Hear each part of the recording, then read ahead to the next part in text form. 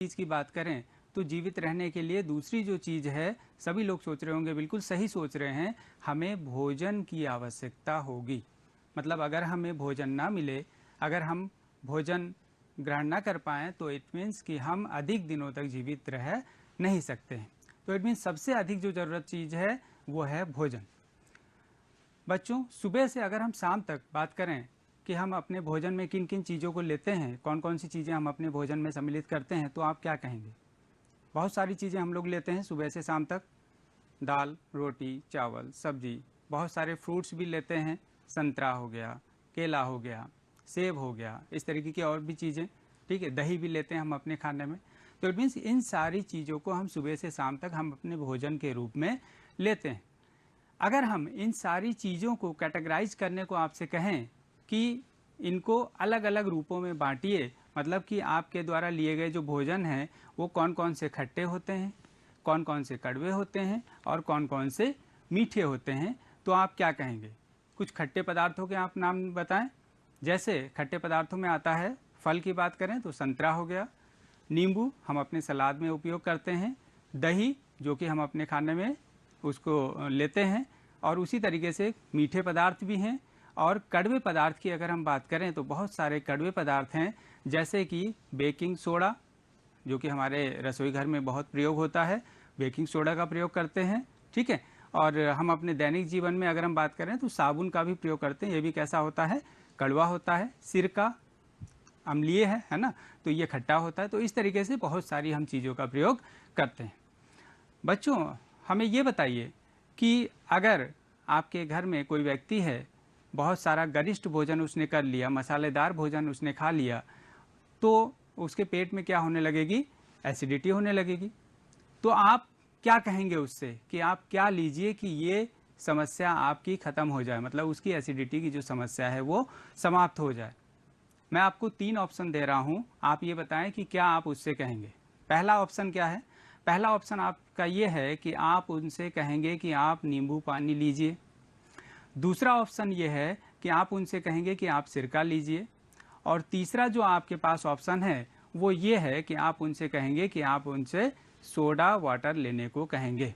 तो आप क्या कहेंगे? निश्चित रूप से आप थोड़ा बहुत इस बारे में पीछे भी पिछले कक्षाओं में आप पढ़ चुके हैं, तो आप निश्चित रूप से आप उनसे यही कहेंगे कि आप सोडा पानी लीजिए, जिससे कि आपकी जो एसिडिटी की जो समस्या है वो समाप्त हो जाए। ठीक है ना बच्चों, बिल्कुल यही कहेंगे। Very good. नाउ अब हम आगे बढ़ते हैं। आप ये बताइए कि भोजन का ये जो खट्टा और कड़वा जो उसमें पाया जाता है, भोजन में खट्टापन पाया जाता है, कड़वापन पाया जाता है, वो किस कारण से पाया जाता है? मतलब उसमें ऐसा क्या होता है कि भोजन खट्टा और कड़वा होता है? तो मैं बताता हूं आपको बच्चों कि भोजन में खट्टा और जो कड़वापन होता है वो उसमें उपस्थित अम्ल और क्षार के कारण होता है। तो बच्चों, आज हम अम्ल, क्षार और एक और चीज लवण के विषय में अध्ययन करेंगे, जो कि आपका सेकंड चैप्टर है। ठीक है ना? देखिए, सबसे पहले हम बात करते हैं अम्ल की। तो बच्चों, अम्ल क्या होता है? आप देख रहे हैं ये जो हमारा पहला चैप्टर, पहला जो फिगर दिया गया है, अम्ल अगर हम बात करें HCl, एक हमने HCl हाइड्रोक्लोरिक अम्ल लिया है। अम्ल वे यौगिक हैं, अगर हम इसको जल में घोलते हैं, यहाँ एक बीकर रखा हुआ है, इस बीकर में आप देख रहे हैं ये जल भरा हुआ है। जब किसी भी यौगिक को जल में घोला जाता है तो आप देख रहे हैं HCl क्या हो गया है? H+ और Cl- आयनों में विभक्त हो गया है। मतलब कि HCl को जब पानी में घोला जाता है, जल में घोला जाता है, तो H+ और Cl- आयनों में विभक्त हो गया, मतलब H+ उसने आयन दिए। तो अम्ल का मतलब होता है जो जल में घोलने पर H+ आयन दे, वे अम्ल कहलाते हैं। वे रासायनिक यौगिक जो जल में घोलने पर H+ या हाइड्रोजन आयन देते हैं, अम्ल कहलाते हैं। ठीक है बच्चों, तो पहली चीज हो गई अम्ल क्या होते हैं। अगर हम बात करें थोड़ा सा और आगे जाके, तो ये जो अम्ल होते हैं इनका जो स्वाद होता है वो कैसा होता है? अभी आपने बताया कि अम्लों का जो स्वाद है वो खट्टा होता है। फॉर एग्जाम्पल, जैसे नींबू हो गया, संतरा हो गया, दही हो गया, ये सब हमारे क्या हुए? अम्ल एक तरीके से। दूसरी बात करें क्षार की, जो आपका दूसरा वो है क्षार, तो क्षार क्या होते हैं? जैसे हमने लिया है NaOH, सोडियम हाइड्रोक्साइड। जब हम इसको जल में घोलते हैं, आप यहाँ पे देखिए ये Na+ और OH-, मतलब कि क्षार क्या है? क्षार वे रासायनिक यौगिक हैं जो जल में घुलकर OH- आयन देते हैं। अम्ल क्या होते थे? जो जल में घुलकर H+ आयन देते हैं। और क्षार क्या होते हैं? जो जल में घुलकर OH- आयन देते हैं, वे क्षार कहलाते हैं। ठीक है। तीसरी चीज, अच्छा क्षार, क्षार के एग्जाम्पल्स जो कड़वे होते हैं, मतलब कि क्षार क्या है? क्षार का मतलब जो कड़वे पदार्थ हैं वो हमारे क्षार हैं। जैसे चूने का पानी, ठीक है, ये कैसा है? क्षार है। साबुन की अगर हम बात करें तो वो कैसा है? वो भी क्षार है। बेकिंग सोडा वो क्या है? वो उसका भी स्वाद कड़वा होता है, इसलिए वो भी क्या आएगा? क्या कहलाएगा? क्षार कहलाएगा। तीसरी जो चीज है वो है हमारा लवण। लवण जैसे NaCl। NaCl को तो सारे बच्चे जानते होंगे। हमारे घर में प्रयोग होने वाला जो सामान्य नमक है उसका फार्मूला क्या है? NaCl, sodium chloride. Sodium chloride वही सामान्य नमक जो हमारे घरों में यूज होता है, वही है। जब हम इसको पानी में घोलते हैं तो आप यहाँ पे देखिए ये कैसे क्या हो जाता है? Na+ और Cl- आयनों में विभक्त हो जाता है। आप यहाँ देख रहे हैं बच्चों कि यहाँ पे ना तो H+ आयन ना OH- आयन, मतलब ना तो ये अम्ल है ना ये क्षार है, बल्कि अब हम इसको क्या कहेंगे? लवण कहेंगे। क्यों? क्योंकि ना तो ये खट्टा होता है और ना ही ये कड़वा होता है। ठीक है, तो ये हो गए अम्ल, क्षार और लवण। आगे बढ़ते हैं। अब हम देखते हैं कि अम्ल क्या होते हैं। सबसे थोड़ा सा और विस्तृत रूप में इसको देखेंगे कि अम्ल क्या होते हैं। तो पहली चीज जो हमने आपको बताया कि अम्ल एक रासायनिक यौगिक हैं जो जल में घुलकर, आप देखिए यहाँ पे क्या लिखा हुआ है? H+ आयन देते हैं। मतलब अम्ल जल में घुलकर H+ आयन देते हैं। दूसरी चीज, अम्लों का जो pH मान होता है, हम इसको अभी और आगे भी पढ़ेंगे pH मान को विस्तृत रूप से, ये 7 से कम होता है। अम्लों का pH मान 7 से कम होता है। अगर हम अम्ल की बात करें तो अम्ल लैटिन भाषा के शब्द एसियर से लिया गया है, जिसका मतलब ही क्या होता है? खट्टा होता है। तो अम्ल चूंकि खट्टे होते हैं और वो लैटिन भाषा के किससे लिया गया है? एसियर से लिया गया है। अम्लों का स्वाद खट्टा, जैसे कि आपने बताया नींबू, दही, संतरा, ये सब अम्ल हैं। और एक और मेन बात, सबसे महत्वपूर्ण जो बात है अम्लों के बारे में, वो क्या है कि ये हमारे नीले लिटमस को लाल कर देते हैं। सबसे मेन चीज यहाँ पे देखिए, अम्ल नीले लिटमस को लाल कर देते हैं। तो ये हो गए हमारे अम्ल। नेक्स्ट, आप यहाँ पे चित्र में भी देख रहे हैं। नेक्स्ट है हमारा क्षार। क्षार क्या है? क्षार एक रासायनिक यौगिक हैं जो जल में घुलकर OH- आयन देते हैं। अम्ल H+ आयन देते थे और जो क्षार हैं वो OH- आयन देते हैं। दूसरी चीज जो क्षार की सबसे महत्वपूर्ण है, अम्लों का जो pH मान होता था वो 7 से कम होता था, लेकिन क्षार का जो pH मान है वो 7 से अधिक होता है। ठीक है। तीसरी चीज, क्षारों में क्षारों का स्वाद कैसा होता है? अभी आपने बताया कि क्षारों का जो स्वाद है वो कड़वा होता है, जैसे साबुन हो गया, हैंड वॉश हो गया, और भी बहुत सारी चीजें अभी आपने बताई कि इन सब का जो स्वाद होता है, अगर हम इसको चखें तो ये कैसा होगा? कड़वा होगा। और सबसे महत्वपूर्ण बात इसमें भी, क्षार जैसा अम्ल क्या करते थे? नीले लिटमस को लाल कर देते थे, लेकिन क्षार जस्ट अपोजिट करेंगे। क्या? ये लाल लिटमस को नीला कर देते हैं। ठीक है बच्चों, तो अम्ल आपने जाना, क्षार जाना। अब सबसे महत्वपूर्ण चीज तीसरी, ये है आपकी लवण। साधारण नमक, इसको हम लवण कह सकते हैं, है ना? तो साधारण आप लवण की बात करें, NaCl लवण है। इसको जल में घोलते हैं तो Na+ और Cl- आयनों में विभक्त हो जाता है। मतलब अम्ल और क्षार को जब हम मिलाते हैं तो हमें क्या प्राप्त होता है? लवण प्राप्त होता है। ठीक है, एक एग्जाम्पल, और इसके साथ साथ जल भी मिलता है। जैसे अम्ल अगर हम लेना चाहें तो अम्ल जैसे HCl और क्षार NaOH की अगर हम बात करें, एक एग्जाम्पल हम देके आपको बता रहे हैं, NaOH। ठीक है, ये O बड़ा है, NaOH। अम्ल को हम लेते हैं HCl, और क्षार की अगर हम बात करें तो ये हो गया NaOH की अगर हम क्रिया कराते हैं तो देखिए क्या होगा, यहाँ पे Na और ये Cl मिलके बन जाएगा NaCl, और प्लस इधर आप देख रहे हैं ये OH और ये जो H है ये मिलके बना देगा जल। तो आप देख रहे हैं कि लवण क्या है, अम्ल और क्षार को मिलाने पर क्या बनता है, लवण बनता है। ये आप देखिए NaCl लवण है और साथ ही साथ क्या बनता है, जल भी बनता है। ठीक है, तो आप देख रहे हैं इस तरीके से आपने देखा कि अम्ल, क्षार और लवण क्या होते हैं। एक बार फिर से अगर हम बात करना चाहें तो अम्ल वे यौगिक हैं जो जल में घुलकर H+ आयन देते हैं, क्षार वे यौगिक हैं जो जल में घुलकर OH- आयन देते हैं, और लवण क्या है, जो अम्ल और क्षार की जब अभिक्रिया कराई जाती है तो लवण बनता है और साथ में जल बनता है। नेक्स्ट बच्चों चलते हैं, अम्लों के रासायनिक गुण। अम्लों के रासायनिक गुण मतलब अम्ल की जब क्रिया कराई जाती है किसी दूसरे किसी धातु से या किसी अधातु से या किसी अन्य से, तो रासायनिक क्रिया किस तरीके से होती है और क्या नया पदार्थ बनता है, इसको हम देखेंगे अम्ल के रासायनिक गुण में। इससे पहले बच्चों हम सबसे पहले एक ही क्रियाकलाप देखेंगे। आप लोगों ने क्लास 9th में भी बहुत सारे क्रियाकलाप अपने पुस्तक में पढ़े हैं और उसके साथ साथ लेबोरेटरी में अपने टीचर्स की सहायता से भी बहुत सारे प्रयोग किए होंगे, है ना। तो उसी परिप्रेक्ष्य में एक और ये क्रियाकलाप देखते हैं। इस क्रियाकलाप को, इस प्रयोग को आप लेबोरेटरी में अपने टीचर की सहायता से भी कर सकते हैं आसानी से, ठीक है ना। देखिए क्रियाकलाप में क्या है, आप देख रहे हैं कि एक ये स्टैंड है, इस स्टैंड की सहायता से एक ये हमारी परख नली है जिसको इस स्टैंड की सहायता से टाइट कर दिया गया है।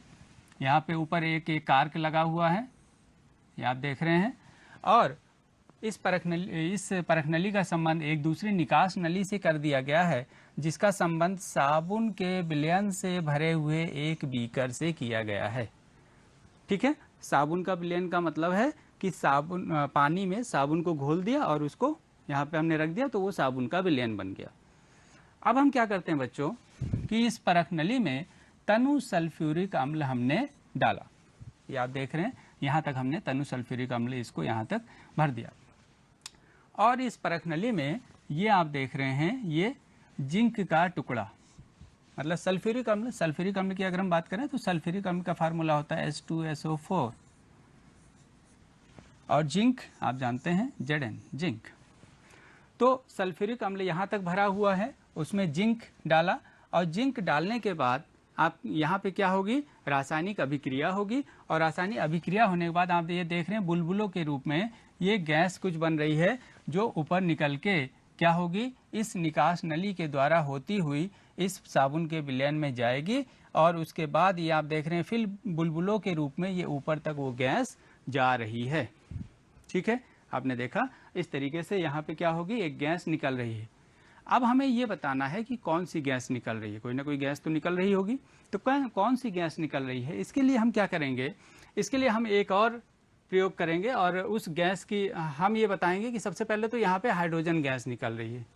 ठीक है, अब हाइड्रोजन गैस की परीक्षण हम कैसे करें, परीक्षण के लिए एक यहाँ पे चीज़ आपको लेनी है, हाइड्रोजन की प्रॉपर्टीज़ को लेना है कि हाइड्रोजन जो गैस है वो क्या करती है, जब उसको जलाया जाता है तो पट पट की आवाज़ के साथ वो जलती है।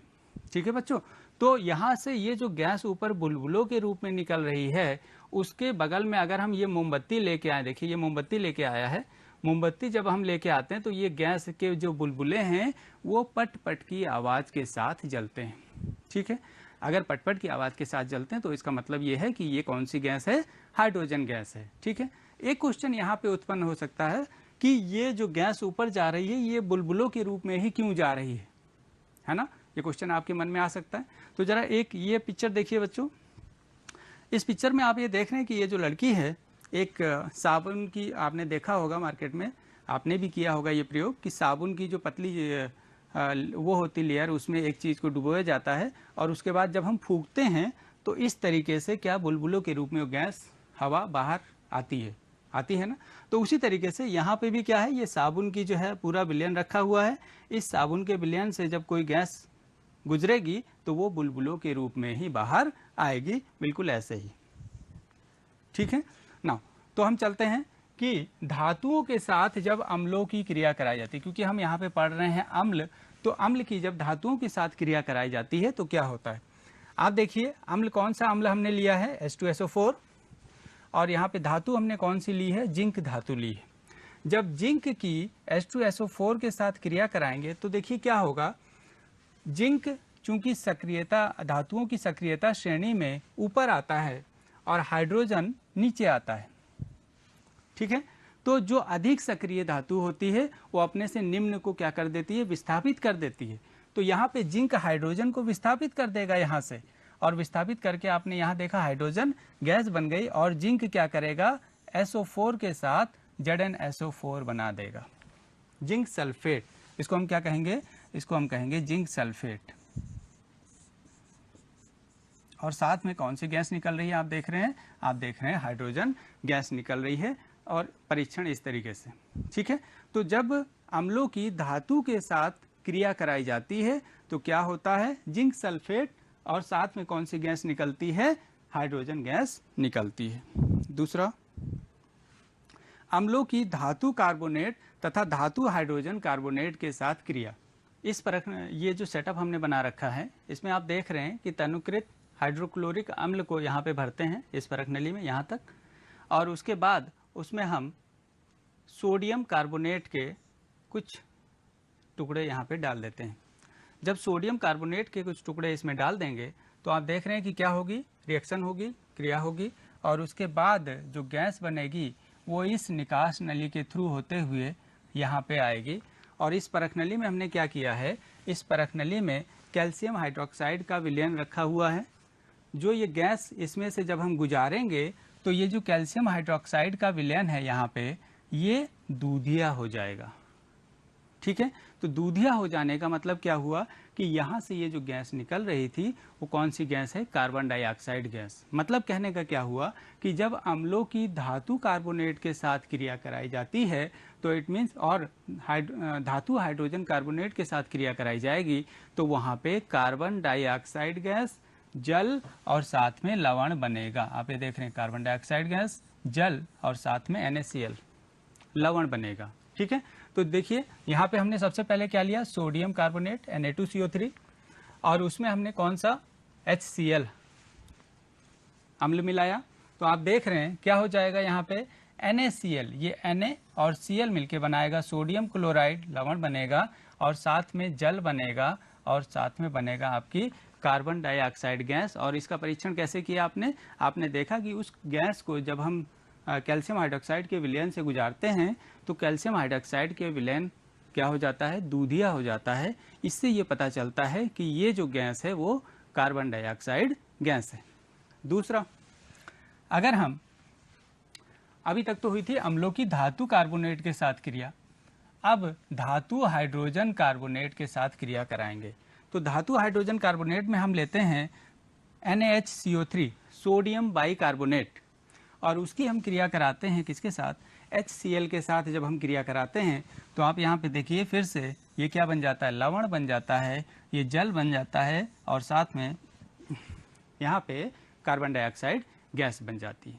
तो इट मीन्स जब अम्लों की धातु का हाइड्रोजन कार्बोनेट के साथ और धातु कार्बोनेट के साथ क्रिया कराई जाएगी तो लवण, जल और कार्बन डाइऑक्साइड गैस बनेगी। तीसरी जो है वो है आपकी उदासीनीकरण अभिक्रिया। उदासीनीकरण अभिक्रिया में क्या होगा, अभी आपने अम्ल पढ़ा, ठीक है, अम्ल की जब क्षार के साथ क्रिया कराई जाएगी तो क्या होगा, लवण बनेगा, और क्या बनेगा, जल बनेगा। तो इस प्रकार की जो अभिक्रिया है उसे हम लोग कौन सी अभिक्रिया कहते हैं, उदासीनीकरण अभिक्रिया कहते हैं। अर्थात अम्ल एवं क्षार की अभिक्रिया के फलस्वरूप लवण तथा जल प्राप्त होते हैं, और इस प्रकार की अभिक्रिया को हम लोग कहते हैं उदासीनीकरण अभिक्रिया। नेक्स्ट, अम्लों की धात्विक ऑक्साइड के साथ क्रिया। अम्लों की धात्विक ऑक्साइड के साथ जब हम क्रिया कराते हैं तो भी क्या बनता है बच्चों, लवण बनता है और साथ में जल बनता है। तो देखिए अम्ल कौन सा अम्ल है, HCl लिया, और धात्विक ऑक्साइड का मतलब CuO। Cu क्या है, Cu आपका है कॉपर, O के साथ कॉपर ऑक्साइड हो गया। तो अम्ल की जब धात्विक ऑक्साइड के साथ क्रिया कराते हैं तो क्या बनता है, सॉल्ट बनता है, मतलब लवण बनता है और जल बनता है। ठीक है, उसी तरीके से यहाँ पे एक और दूसरा धात्विक ऑक्साइड लेते हैं, मैग्नीशियम ऑक्साइड। जब हम मैग्नीशियम ऑक्साइड की HCl के साथ क्रिया कराएंगे तो यहाँ पे क्या बनेगा, Mg और Cl के साथ मिलके बन जाएगा MgCl2 और उसके साथ ही बनेगा क्या आपका जल, मतलब ये देखिए वाटर बन गया। ठीक है, अब यहाँ पे सबसे महत्वपूर्ण जो बात याद रखनी है, जो ध्यान रखनी है, वो आप देख रहे हैं कि जब हम धात्विक ऑक्साइड की अम्ल के साथ क्रिया करा रहे हैं तो क्या बन रहा है, लवण बन रहा है। इसका मतलब ये है कि ये जो धात्विक ऑक्साइड है ये किसकी तरह कार्य कर रहा है, यहाँ पे क्षार की तरह कार्य करता है। क्यों, क्योंकि ये अम्ल के साथ मिलकर लवण बना रहा है और ये तभी संभव है जब अम्ल और क्षार की क्रिया आपस में हो। ठीक है, नाउ आगे चलते हैं। टाइप्स ऑफ द एसिड्स, अम्लों के प्रकार। अम्ल दो प्रकार के होते हैं, प्रबल अम्ल और दुर्बल अम्ल। प्रबल अम्ल का मतलब जब ये पानी में वियोजित होकर पूरी तरीके से H+ आयन देते हैं तो उन्हें प्रबल अम्ल कहते हैं। जैसे HCl है आपका, HCl क्या होता है, जब ये वियोजित होता है तो H+ और Cl- आयनों में विभक्त हो जाता है। तो इट मीन्स यहाँ पे क्या किया, इसने H+ आयन दिया। दूसरा है दुर्बल अम्ल। दुर्बल अम्ल क्या होते हैं, ये भी पानी में वियोजित होते हैं लेकिन पूरी तरीके से वियोजित नहीं हो पाते हैं। H+ आयन ये भी देते हैं लेकिन पूरी तरीके से वियोजित ना हो पाने के कारण इनको क्या कहा जाता है, दुर्बल अम्ल कहा जाता है। और इसको इस तरीके से दिखाया जाता है बच्चों,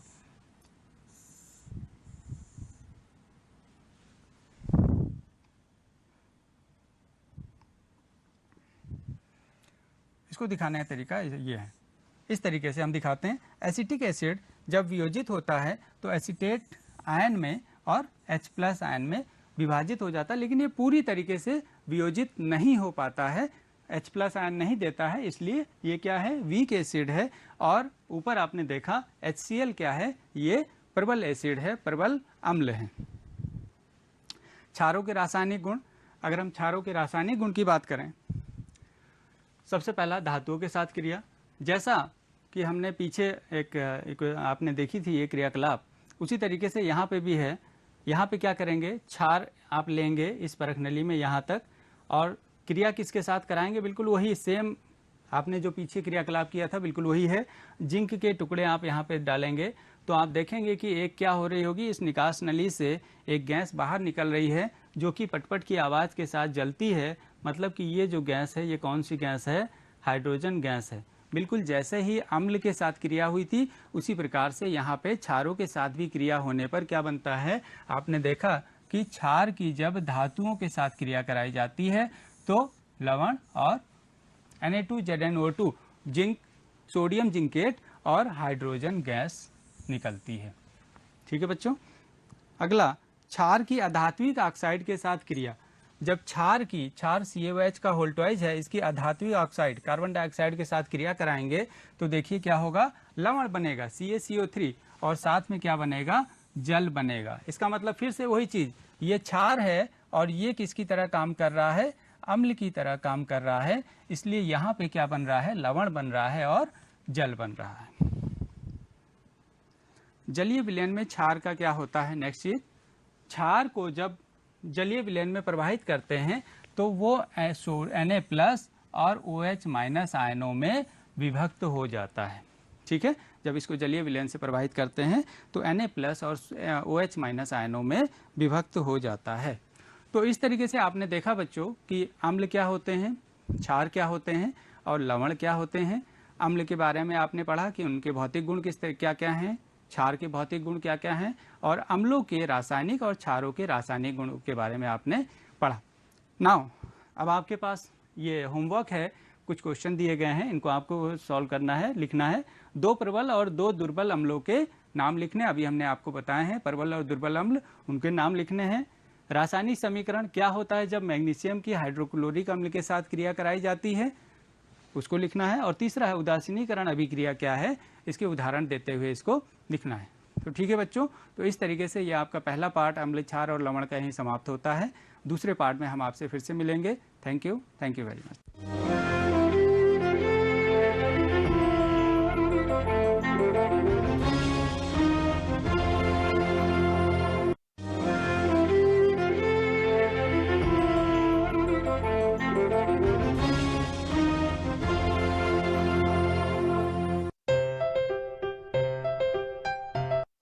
नमस्कार, मैं अजय कुमार अनुरागी, अध्यापक SPI inter college civil line Jhansi. बच्चों, आज हम अध्ययन करेंगे कक्षा 12 विषय राजनीतिक विज्ञान की पुस्तक 2 स्वतंत्र भारत में राजनीति के अध्याय 3 नियोजित विकास की राजनीति। तो आइए बच्चों, इस अध्याय को स्टार्ट करते हैं। हम समझते हैं कि आजादी के शुरुआती 2 दशकों को आधुनिक भारत के निर्माण के प्रयास हुए हैं, जिसमें देश के 3 प्रमुख चुनौतियों का हम लोगों को सामना करना पड़ा था।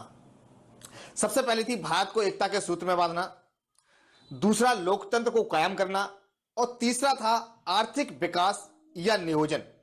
तो बच्चों, पूर्व के 2 जो चुनौतियां थी उसका हम पूर्व के अध्यायों में अध्ययन कर चुके हैं, भारत को एकता के सूत्र में बांधना और लोकतंत्र को कायम करना।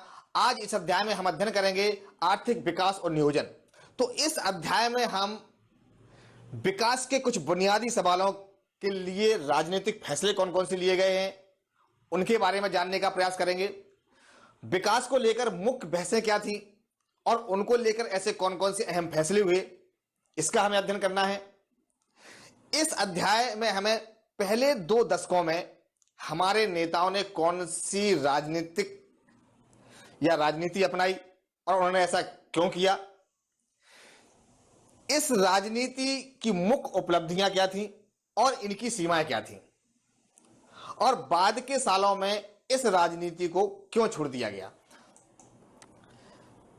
तो इस अध्याय को प्रारंभ करने के पहले सबसे पहले हम समझने का प्रयास करते हैं कि जो नियोजन है वह क्या है या नियोजित राजनीति क्या है। तो नियोजन वर्तमान परिस्थितियों को ध्यान में रखकर किसी लक्ष्य की प्राप्ति के लिए भविष्य की रूपरेखा तैयार करना और इस रूपरेखा को तैयार करने के लिए आवश्यक क्रियाकलापों के बारे में चिंतन करना या आयोजन करना नियोजन कहलाता है। इसको प्लानिंग भी कहते हैं। यह प्रबंधक का प्रबंधन का एक बहुत ही महत्वपूर्ण घटक है। आर्थिक नियोजन के अगर उद्देश्यों की बात करें तो आर्थिक नियोजन के उद्देश्यों में आर्थिक विकास को बढ़ावा देना, गरीबी एवं बेरोजगारी की समस्या का निवारण करना, सामाजिक न्याय एवं आत्मनिर्भरता प्राप्त करना, निवेश एवं पूंजी निर्माण में वृद्धि करना, मानव संसाधन का विकास करना एवं समावेशी विकास इसमें निहित है। आजादी के समय विकास के सवाल पर कुछ प्रमुख मतभेद रहे हैं हमारे राजनेताओं के बीच में। तो प्रमुख जो राष्ट्रवादी नेता थे, तो राजनेताओं के मन में यह बात बिल्कुल साफ थी कि आजाद भारत की सरकार के आर्थिक सरोकार अंग्रेजी हुकूमत के आर्थिक सरोकारों से एकदम अलग होने चाहिए या अलग होंगे, तथा वे उनको पूरा करने के लिए आर्थिक प्रणालियां अपनाएंगे। किस प्रकार की वे आर्थिक प्रणालियों का पालन करेंगे, तो राजनीति के हिसाब से हमारे देश को किस प्रकार से व्यवस्थित किया जाए, किस प्रकार से उसका नियोजन किया जाए, इसके संबंध में विकास के मॉडल को लेकर के भारतीय नेताओं में मतभेद था कि विकास का कौन सा मॉडल अपनाया जाए।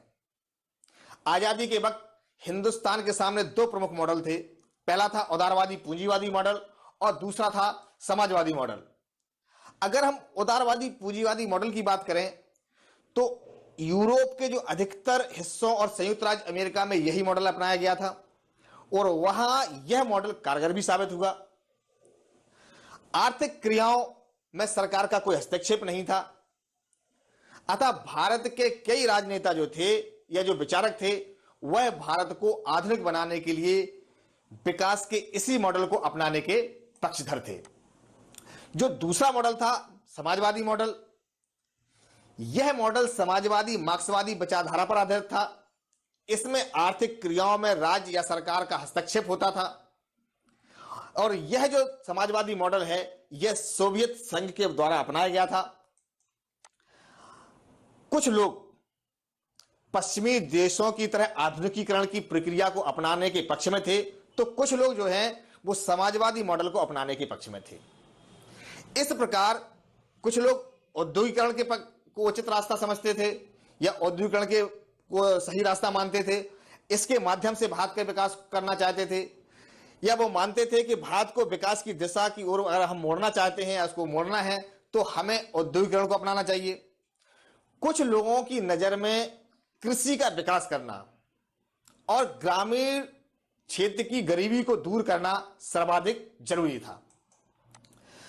भारतीय नेतृत्व में दूसरा जो मतभेद था वो निजी क्षेत्र और सार्वजनिक क्षेत्र की प्राथमिकताओं को लेकर भी था। कुछ लोग जो है वो निजी क्षेत्र को तथा कुछ लोग सार्वजनिक क्षेत्र को प्राथमिकता देने के पक्ष में थे।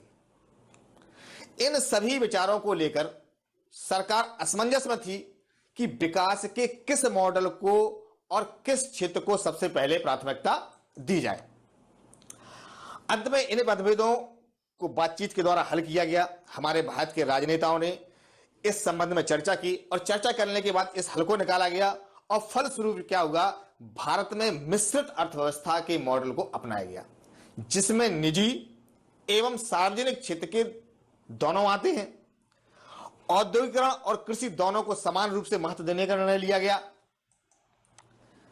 इन मतभेदों के बावजूद एक बिंदु पर सभी सहमत थे कि विकास का काम निजी हाथों में नहीं सौंपा जा सकता है और सभी के लिए जरूरी है कि वह विकास का एक खाका अथवा योजना तैयार करें।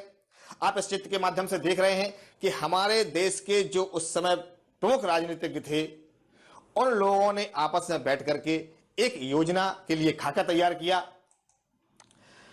दरअसल अर्थव्यवस्था के पुनर्निर्माण के लिए नियोजन के विचार को 1940 और 1950 के दशक में पूरे विश्व में जन समर्थन मिला हुआ था। यूरोप महामंदी का शिकार होकर कुछ सबक सीख चुका था। इन सभी बातों के कारण नियोजन के पक्ष में दुनिया भर में हवा बह रही थी, अर्थात प्रत्येक देश चाहता था कि वह महामंदी का शिकार ना हो पाया, महामंदी से किस प्रकार से उबरा जाए। उसके लिए जरूरी था कि एक व्यवस्थित ढंग से नियोजन या प्लानिंग की जाए। इस चित्र को आप यहां देख रहे हैं कि यह चित्र जो है 1930 की महामंदी का चित्र है, जब अमेरिका में महामंदी लागू हुई थी उस समय का चित्र है। बच्चों, अमेरिका की महामंदी के विषय में अवश्य जान लें कि यह विश्व के आधुनिक इतिहास में सबसे बड़ी और सर्वाधिक महत्व की मंदी थी। 1930 के दशक की महामंदी को दुनिया की अब तक की सर्वाधिक विध्वंसक आर्थिक त्रासदी माना जाता है, जिसने लाखों लोगों की जिंदगी नरक बना दी थी। इसकी शुरुआत 29 अक्टूबर 1929 को अमेरिका में शेयर मार्केट के गिरने से हुई थी। इस दिन मंगलवार था, इसलिए इसे काला मंगलवार या ब्लैक ट्यूसडे भी कहा जाता है। इसके बाद अगले एक दशक तक दुनिया के अधिकांश देशों में आर्थिक गतिविधियां ठप रहीं, अंतर्राष्ट्रीय व्यापार खत्म हो गए, मांग में भारी कमी हो गई और औद्योगिक विकास के पहिए जाम हो गए। लाखों लोगों को अपनी नौकरियों से हाथ धोना पड़ा। कृषि उत्पादन में भी 60% तक की कमी हो गई और एक दशक तक हाहाकार मचाने के बाद जब द्वितीय विश्व युद्ध की शुरुआत हुई तब जाकर के इसका असर थोड़ा कम हुआ। इन्हीं बातों को ध्यान में रखते हुए योजना आयोग का गठन किया गया। योजना आयोग की जो स्थापना है वो मार्च 1950 में भारत सरकार ने एक सीधे साधे प्रस्ताव के जरिए की थी। यह आयोग एक सलाहकार की भूमिका निभाता है और इसकी सिफारिशें तभी प्रभावकारी हो पाती हैं जब मंत्रिमंडल उन्हें मंजूरी दे। बच्चों, आपको जानकारी होगी कि योजना आयोग का नाम बदल करके वर्तमान में नीति आयोग कर दिया गया है। भारत सरकार ने योजना आयोग के स्थान पर नई संस्था नीति आयोग, जिसका फुल फॉर्म है राष्ट्रीय भारत परिवर्तन संस्था, की स्थापना की और यह संस्था जो है 1 जनवरी 2015 को अस्तित्व में आई। योजना आयोग के जो मुख्य उद्देश्य हैं उसमें सबसे पहला, स्त्री और पुरुष सभी नागरिकों को आजीविका साधन या आजीविका के पर्याप्त साधनों को बराबर अधिकार प्राप्त होना चाहिए। समुदाय के भौतिक संसाधन जो हैं उनके भौतिक संसाधनों की जो मिल्कियत है और नियंत्रण है उसको इस तरह से बांटा जाए कि उसे सर्वमान्य की भलाई हो या सबका उससे भला हो।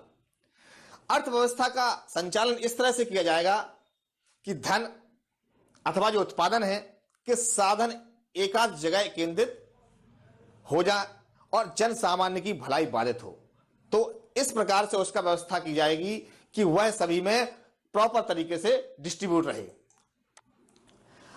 इसके बाद हम समझते हैं कि बॉम्बे प्लान क्या है।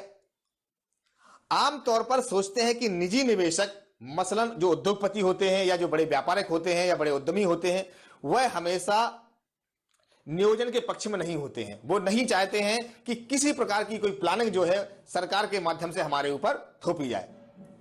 लेकिन भारत में ऐसा नहीं होगा। हमारे भारत के जो भी निवेशक या उद्योगपति या व्यापारिक संस्थान थे, उद्यमी थे, वे एक खुली अर्थव्यवस्था चाहते थे जहां पूंजी के बहाव पर सरकार का कोई अंकुश ना हो।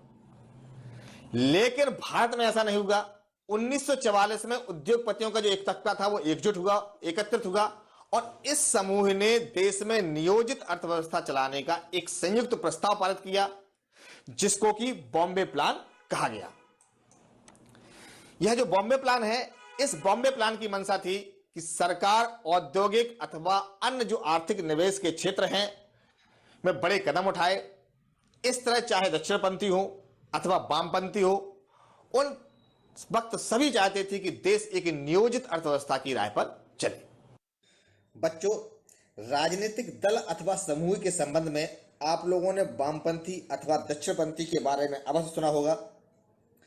वामपंथ से अमूमन उन लोगों की तरफ संकेत किया जाता है जो गरीब और पिछड़े सामाजिक समूहों की तरफदारी करते हैं और उन तबकों को फायदा पहुंचाने वाली सरकारी नीतियों का समर्थन करते हैं। जबकि दक्षिणपंथ से उन लोगों को इंगित किया जाता है जो यह मानते हैं कि खुली स्पर्धा और बाजार मूलक अर्थव्यवस्था के जरिए ही प्रगति हो सकती है, यानी सरकार को अर्थव्यवस्था में गैर जरूरी हस्तक्षेप नहीं करना चाहिए। भारत के आजाद होते ही योजना आयोग अस्तित्व में आ गया था। प्रधानमंत्री इसके अध्यक्ष बने। भारत अपने विकास के लिए कौन सा रास्ता और रणनीति अपनाएगा, यह फैसला करने में इस संस्था ने केंद्रीय और सबसे महत्वपूर्ण भूमिका निभाई। अब हम आगे चलते हैं कि इस योजना ने ऐसे कौन कौन से महत्वपूर्ण कार्य किए। तो सबसे पहले इसके जो कार्य रहे हैं, जो योजना का क्रियान्वयन हुआ, कैसे प्रारंभ हुआ, तो उसके लिए सबसे पहले यह निर्णय लिया गया कि देश में पंचवर्षीय योजनाओं के माध्यम से विकास किया जाए, एक नियोजन तैयार किया जाए, एक प्लानिंग तैयार की जाए। तो उसके लिए पंचवर्षीय योजनाओं की शुरुआत हुई। सोवियत संघ की तरह भारत के योजना आयोग ने भी पंचवर्षीय योजना का विकल्प चुना। जो पंचवर्षीय योजनाएं हैं वह सोवियत संघ में पहले प्रारंभ थी। इसके पीछे एक सीधा विचार था कि भारत सरकार जो है अपनी तरफ से एक दस्तावेज तैयार करेगी और जिसमें अगले 5 सालों के लिए उसकी आमदनी और खर्च की योजना बनाई जाएगी। इस प्रकार भारत में पंचवर्षीय योजनाओं की शुरुआत हुई कि किस प्रकार से हमें अगले 5 वर्षों में अपने भारत की रूपरेखा तैयार करनी है, कैसे उसकी योजना बनानी है। तो जो प्रथम पंचवर्षीय योजना है वो 1951 से लेकर के 1956 के बीच रही है। 1951 में इसकी शुरुआत हुई थी। तो प्रथम पंचवर्षीय योजना की कोशिश देश की गरीबी को मकड़ जाल से निकालने की थी। अर्थात देश उस समय जब आजाद हुआ था तो उस समय आर्थिक स्थिति हमारे देश की सही नहीं थी। तो इस आर्थिक स्थिति को सही करने के लिए या गरीबी जो थी उसके मकड़ जाल से निकालने के लिए प्रथम पंचवर्षीय योजना का मुख्य लक्ष्य रखा गया। योजना को तैयार करने में जो प्रमुख विशेषज्ञ थे वो के.एन. राज थे। इस युवा अर्थशास्त्री की दलील थी कि अगले 2 दशकों तक भारत को अपनी चाल धीमी रखनी चाहिए। अर्थात हमें जो भी तरक्की करनी है, हमें जो भी कार्य करने हैं, हमें जिन संसाधनों का उपयोग करना है उसकी गति धीमी हो ताकि धीरे धीरे ही हमारे देश का विकास हो और इसी प्रकार धीरे धीरे हमारे देश का विकास होना ही संभव हो सकता था। इस योजना के माध्यम से या इस योजनाओं के द्वारा भारतीय नेतृत्व ने यह अनुभव किया कि विभाजन के बाद क्षेत्र पर नकारात्मक प्रभाव पड़ा है। इसलिए पहली जो पंचवर्षीय योजना थी इसमें ज्यादा जो जोर है कृषि क्षेत्र पर दिया गया। इसी योजना के अंतर्गत बांध और सिंचाई के क्षेत्र के निवेश किया गया। भाखड़ा नागल जैसी विशाल परियोजनाओं के लिए धनराशि आवंटित की गई। इस चित्र में आप देख रहे हैं the story of Bhakra Nangal dam. Bhakra Nangal dam है, इसको प्रथम पंचवर्षीय योजना के माध्यम से बनाया गया था। जो दूसरी पंचवर्षीय योजना है जो कि 1956 से लेकर के 1961 के मध्य चली, दूसरी पंचवर्षीय योजना में भारी उद्योगों के विकास पर जोर दिया गया। जहां आप देख रहे हैं कि प्रथम पंचवर्षीय योजना में कृषि पर जोर था, वहीं दूसरी पंचवर्षीय योजना में उद्योगों के विकास पर विशेष जोर दिया गया था। पीसी महालनोबिस के नेतृत्व में अर्थशास्त्रियों और योजनाकारियों की एक टोली ने यह योजना तैयार की थी। तो इसका जो नेतृत्व कर रहे थे वो पीसी महालनोबिस थे, जो कि महान अर्थशास्त्री थे। पहली योजना का जो मूल मंत्र था धीरज, लेकिन दूसरी योजना जो है कि कोशिश थी कि तेज गति से हमें अपना संरचनात्मक बदलाव करना है। सरकार ने देशी उद्योगों को संरक्षण देने के लिए आयात पर भारी शुल्क लगाया। औद्योगिकीकरण पर दिए गए इस जोर ने भारतीय अर्थव्यवस्था के विकास को एक नया आयाम दिया। इस के जो प्रमुख बिंदु रहे हैं उसमें औद्योगिकरण था, लेकिन इसके बावजूद एक मुख्य विवाद आया। विवाद क्या था कि शुरुआती दौर में विकास की जो रणनीति अपनाई गई थी उन पर बड़े सवाल उठे।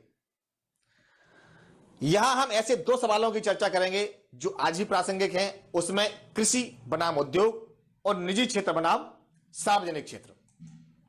तो आइए सबसे पहले हम चर्चा करते हैं कृषि बनाम उद्योग की। तो स्वतंत्रता प्राप्ति के पश्चात विकास को गति देने के लिए पंचवर्षीय योजना को अपनाया गया था। प्रथम पंचवर्षीय योजना में ज्यादा जोर कृषि क्षेत्र पर था, जबकि दूसरी पंचवर्षीय योजना में भारी उद्योगों के विकास पर जोर दिया गया था। कुछ लोगों का मानना था कि दूसरी पंचवर्षीय योजना में कृषि के विकास की रणनीति का अभाव था और इस योजना के दौरान उद्योगों पर जोर देने के कारण खेती और ग्रामीण इलाकों को चोट पहुंची।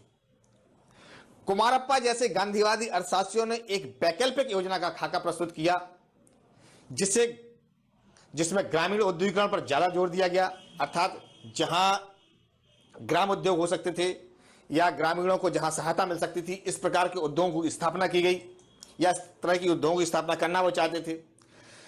वहीं चौधरी चरण सिंह ने भारतीय अर्थव्यवस्था के नियोजन में कृषि को केंद्र में रखने की बात बड़े सुविचारित और दमदार ढंग से उठाई थी। चौधरी चरण सिंह कांग्रेस पार्टी में थे, सभी जानते हैं, लेकिन बाद में उन्होंने इस पार्टी से अलग होकर के अपनी भारतीय लोकदल नामक एक पार्टी बनाई।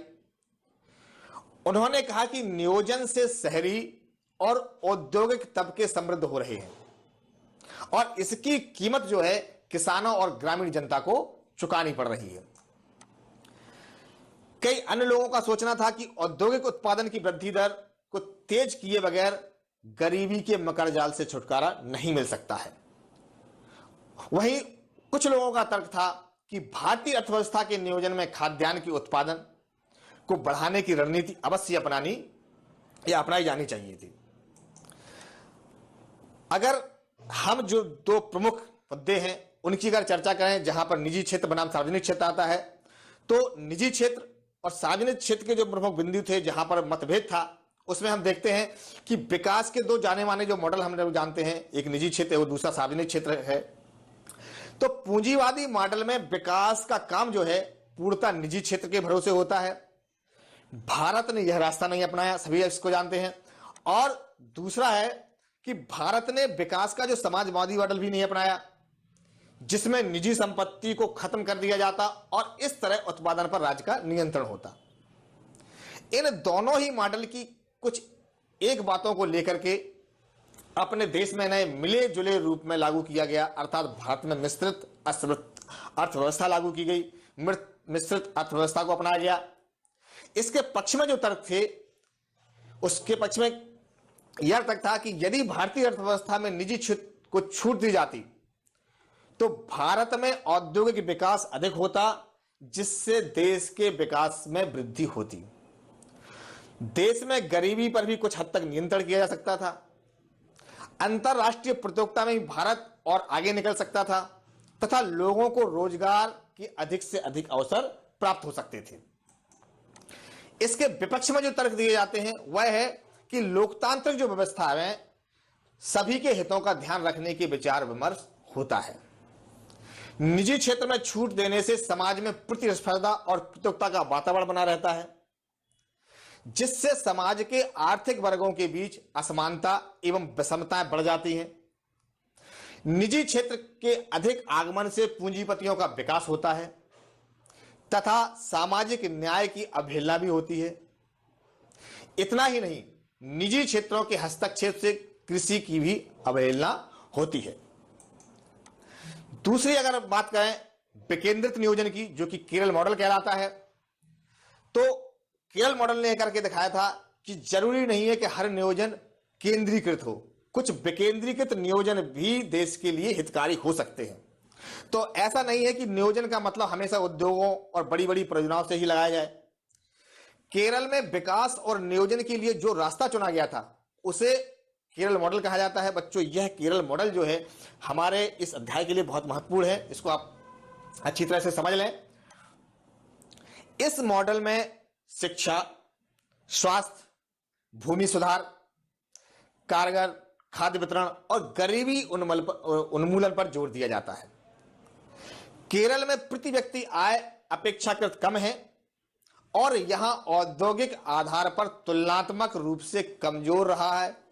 इसके बावजूद केरल में साक्षरता दर भी का जो प्रतिशत है वो 7% है। आयु प्रत्याशा भी यहां बढ़ी हुई है, अर्थात व्यक्ति यहां पर अधिक उम्र तक जीता है। यहां शिशु मृत्यु दर है, मातृ मृत्यु दर है और जन्म दर भी कम है। तो केरल के लोगों को कहीं ज्यादा चिकित्सा सुविधा मुहैया भी है। तो केरल मॉडल जो था वो विकेंद्रीकृत था, उसको केंद्रीकृत नहीं किया गया था और उसने देश की प्रगति में अपना योगदान दिया। दूसरा, हम समझते हैं कि नियोजित विकास के प्रमुख परिणाम क्या निकले। देश में जो नियोजन प्रक्रिया अपनाई गई, जो योजनाएं बनाई गई, पंचवर्षीय योजनाएं लागू की गई, इन सबके क्रियाकलापों के माध्यम से, इसके सबके कार्यों के द्वारा आखिर नियोजित विकास के कौन कौन से प्रमुख परिणाम निकले। तो उसमें सबसे पहले हम जो चर्चा करते हैं वह है, पहली विकास परियोजनाओं की शुरुआत हुई। इसमें आप देखेंगे कि सार्वजनिक क्षेत्र के भारी उद्योग जैसे इस्पात संयंत्र, तेल शोधक कारखाने, सिंचाई और बिजली उत्पादन के लिए शुरू की गई भाखड़ा नागल और हीराकुंड जैसी विशाल परियोजना शामिल हैं। परिवहन और संचार साधनों का इसमें विकास किया गया। वहीं हम देखेंगे कि भूमि सुधार, जमींदारी प्रथा को समाप्त होना भूमि सुधार का सबसे महत्वपूर्ण कार्य था। इस साहसिक कदम को उठाने से जमीन उस वर्ग के हाथ से मुक्त हो गई जिसे कृषि में कोई दिलचस्पी नहीं थी। अर्थात जब भूमि सुधार लागू होगा तो कुछ लोगों के पास बहुत अधिक भूमि थी जिस पर वो खेती किसानी नहीं किया करते थे, तो सरकार ने उस भूमि को अपने कब्जे में ले लिया। जमीन के जो छोटे छोटे टुकड़े थे उन टुकड़ों को एक साथ करने का प्रयास किया गया ताकि खेती का जो काम हो वो सुविधाजनक तरीके से हो सके। अर्थात चकबंदी प्रारंभ की गई। चकबंदी का कार्य यही था कि छोटे छोटे टुकड़े के जो खेत हुआ करते थे उन सारे खेतों को इकट्ठा करके किसी एक किसान को दे दिया जाए ताकि वह उस पर अच्छी तरह से खेती कर सके, उसमें उसको सुविधा हो और अधिक उत्पादन उसके माध्यम से किया जा सके। तो यह भूमि सुधार के कार्य थे। दूसरा हम देखते हैं हरित क्रांति। सरकार ने उच्च गुणवत्ता के बीज, उर्वरक, कीटनाशक और बेहतर सिंचाई सुविधा अनुदानित दर पर मुहैया कराना प्रारंभ किया। सरकार ने इस बात की गारंटी दी कि उपज को एक निर्धारित मूल्य पर खरीद लिया जाएगा, अर्थात एक निश्चित जो दर है तय कर दी गई प्रत्येक किसान से उपजाई हुई वस्तु की, चाहे वो गेहूं हो, चावल हो, धान हो या दलहन हो। तो प्रत्येक जो कृषि उत्पादन था उसकी दर निर्धारित कर दी गई। किसान इससे संतुष्ट होगा कि उसको पता था कि हमारे जो हम उगा रहे हैं, जो हम उपज पैदा कर रहे हैं, उसकी हमको कितना निर्धारित मूल्य मिलेगा। इस कारण से खेती की जो पैदावार है उसमें वृद्धि होना प्रारंभ हो गई। चौथा इसका जो सबसे महत्वपूर्ण कार्य रहा वह था श्वेत क्रांति। हम सब जानते हैं कि मिल्कमैन ऑफ इंडिया के नाम से मशहूर वर्गीज जो कुरियन जी हैं, उन्होंने गुजरात सहकारी दुग्ध एवं विपणन परिसंघ की स्थापना की थी और जिसका नाम अमूल था। आप इस चित्र के माध्यम से देख सकते हैं अमूल की जो बच्ची हो, देखिए हमारे बीच में वर्गीज कुरियन जी हैं जो एक गाय और गाय के बछड़े के खड़े हुए हैं। तो इसमें गुजरात के 25 लाख दुग्ध उत्पादक जुड़े। इस मॉडल के विस्तार को श्वेत क्रांति का नाम दिया जाता है, सब इसको श्वेत क्रांति के नाम से जानते हैं। और 1970 में ऑपरेशन फ्लड नाम से एक ग्रामीण विकास कार्यक्रम भी इसी के बाद प्रारंभ किया। तो श्वेत क्रांति ने देश में एक दुग्ध के क्षेत्र में आंदोलन किया, या दुग्ध के क्षेत्र में एक बहुत बड़ी क्रांति की। 1960 के दशक के अंत में भारत विकास में एक नया मोड़ आता है। तो बच्चों, अभी हमने इस संपूर्ण अध्याय का अध्ययन किया कि नियोजित विकास की जो राजनीति है किस प्रकार से रही, इसमें ऐसे कौन कौन से कार्य हुए, कौन कौन सी योजनाओं को लागू किया गया, उन योजनाओं के पक्ष और विपक्ष में क्या तर्क थे, कौन कौन से महत्वपूर्ण कार्य किए गए, उसके क्या परिणाम निकले। इस अध्याय के अध्ययन करने के बाद हम अगले अध्याय में पढ़ेंगे कि नेहरू जी की मृत्यु के बाद कांग्रेस प्रणाली संकट में घिरने लगी। 1967 के बाद की अवधि में निजी क्षेत्र के उद्योगों पर और बाधाएं आई। 14 निजी बैंकों का राष्ट्रीयकरण कर दिया गया। सरकार ने